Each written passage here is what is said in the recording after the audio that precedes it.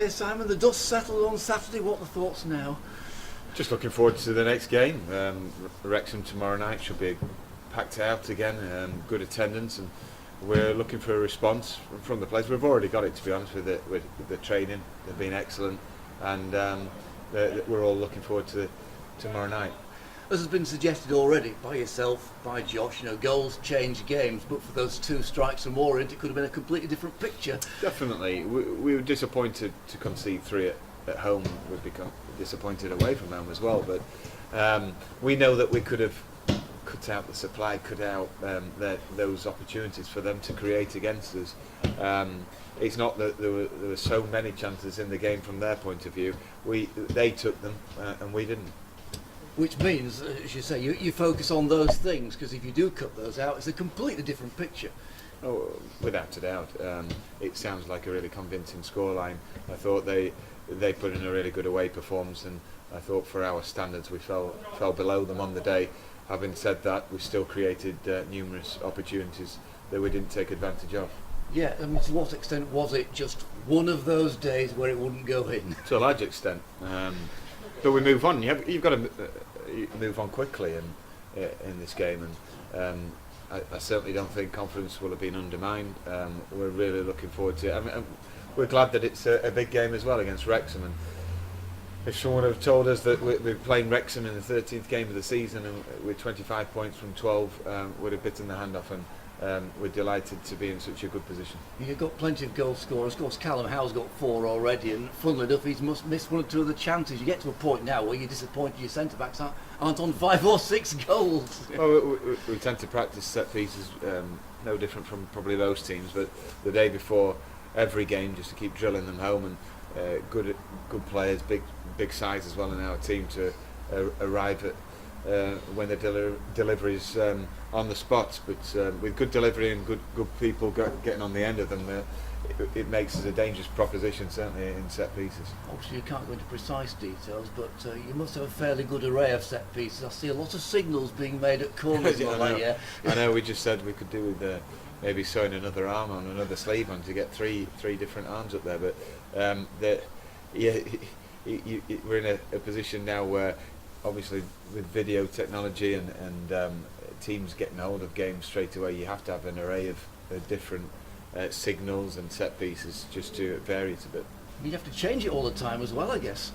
Yeah, without the players being confused too much, but yeah, there's good variety, and but at the end of the day you need a determination to get on the end of good crosses. Do you try doing that with the videos as well, looking at what signals they're making? Yeah. Definitely, definitely. But on the other side of the coin, we've just got to be big and strong and mark up properly. Okay, Wrexham. Well, both these teams coming into the game on a 3-0 defeat. How strange. Well, it is for two teams that have been in the top 3.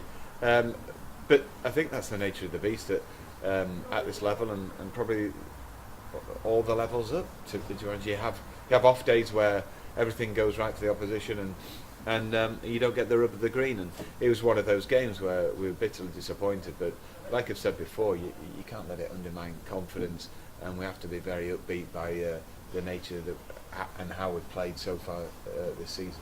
And Wrexham, what do you make of their defeat? Was it one of those days where everything went wrong for them too? Yeah, they've lost a good player for them in midfield, and they've conceded 3 goals and conceded a penalty, so they'll be hurting, and they'll be looking for a response too. Yes, it's interesting. I don't want to read too much into this, but they have lost on a 3G.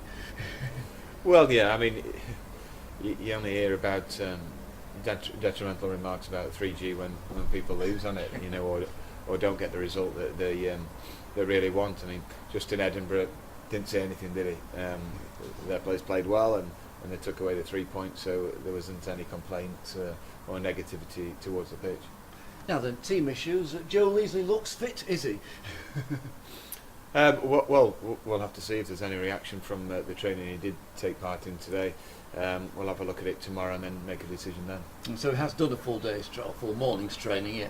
Yeah, he's taken part in some of the training, but we'll have to take stock and make sure there's no reaction to that, and then make a decision there into the kick-off. What exactly is the problem then? Is it an ankle? He just tweaked a hair on his ankle, I think. But no, he tweaked his ankle on Thursday, and it was too soon to play. But there'll be no risk taken because it's a long season, so we'll see. And that's what you're squad for. Any other knocks or worries? No. We've had a good morning's training session, and they've been getting into the tackles as well. It's been really good, and we're all looking forward to a good squad to choose from. And the one was the longer term injury. I've just seen a bit of banter with you and Ryan Fallowfield. He seems to be coming along well. Yeah, he does. He's not quite ready yet, according to the scan. Not fully healed, so we've got to be careful with him because his enthusiasm's superb. He just wants to get back as quickly as possible, and you'd expect that from both him and Jordan Thewlis, who are doing everything in their powers to get back. With Ryan, it's been a very complicated one, hasn't it? Well, it has, and it's been a recurring injury, so there was much deliberation whether it's an operation or extensive rehabilitation work to get him back to full strength, and fortunately it's the latter. It's a lot of rehab. He's been down to St George's Park, and we have to be very thorough for him because we don't want the problems of him being in and out of the team for team selection and also for the lad. And that leaves with Jack Emmett. How's he getting on? He's coming on nicely, to be honest. We forecasted to be out for 4 to 6 weeks, and we're about the 4-week mark now, and every hamstring injury is different, so some people get back very quickly and beat that term out, but hopefully he'll be back in the next week. Does the fact that Orient are at the top of the table now, having had no team changes for 8 or 9 games, illustrate how useful that is? Well, we saw it ourselves with 4 wins on the bounce. Just the same team, being able to put the same team out. We had to have a change the other day because of Joe being out injured, and I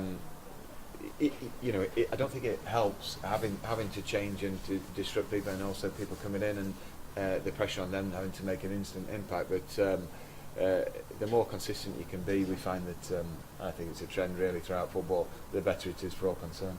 Apart from Josh, perhaps, who I guess had to come back in. Oh, he's superb as well. I talk about pressure as a captain coming back into the heart of midfield, and I thought he excelled in there, and I thought Lloyd played very well as well. So in the middle of the park, we won our battles.